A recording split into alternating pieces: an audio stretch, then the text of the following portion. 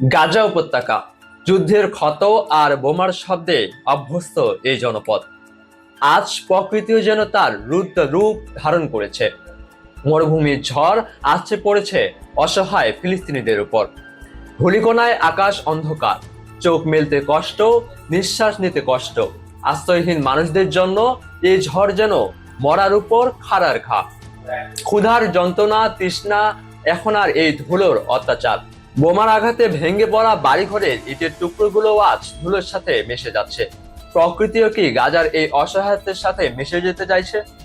এই মরুঝড় যেন বলে দিচ্ছে, গাজার মানুষের জন্য কোথাও কোনো শান্তি নেই, নেই কোনো নিরাপদ আশ্রয়।